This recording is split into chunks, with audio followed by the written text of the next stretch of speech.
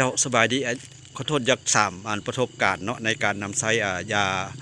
ขับไล่สารพิษและสิ่งเสพติดนี้กับญาติพี่น้องกับลูกหลานเฮานี้เคยผ่านมาเฮาได้มีประสบการณ์อย่างไรเนาะอ๋อตัวนี้บ่โดยอ่านี่มีพี่น้องแล้วเนาะที่โดว่าย เขาเจ้าก็ลงคิดในสังคมมันอย่างติดหมู่ติดคู่แล้วเนาะไปก็กินหลายปีแล้วเบิ่งหาตามเบิ่งเขาเนาะ2-3 ปีแล้วเพิ่นคิดมาเนาะสังเกตเพิ่นไปหาเงินหาค่ำก็บ่ค่อยจะมาฮอดพี่ฮอดน้องหรือฮอดพ่อฮอดแม่บ่ได้เก็บเนาะบ่ได้เก็บแล้วมามื้อนั้นก็เลยได้ฮู้เนาะฮู้ทั้งเบิ่งติดตามเนี่ยก็เลยว่าลองซื้อไปให้ผู้เกี่ยวหันกินเบิ่งเนาะเลยและเดี๋ยวนี้ผู้เกี่ยว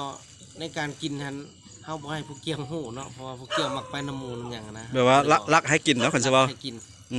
เนาะแล้วก็ใส่น้ำอาหารการกินนั่นแหละเพราะมันก็บ่ได้มีหยังเนาะตามอ่านเบิ่งในนี่เพิ่นก็ว่าเฮ็ดได้ใช้ผู้เกี่ยวมันออกได้ก็เลยว่าหาทางก็ได้ปรึกษากับท่านหมอแล้วเอาไปให้เพิ่นกินเนาะหลังจากกินแล้วประมาณมื้อหนึ่งเนาะในนั้นเฮาก็ผสมใส่อาหารทุกคาบและ3คาบ3มื้อว่าง่ายซะผู้เกี่ยวกินแล้วหลังจากนั้นตอนแรงมาเนาะผู้เกี่ยวมีอาการก็คือไปหากไปหยังมีหากมีหยังแต่ว่าบ่เมื่อย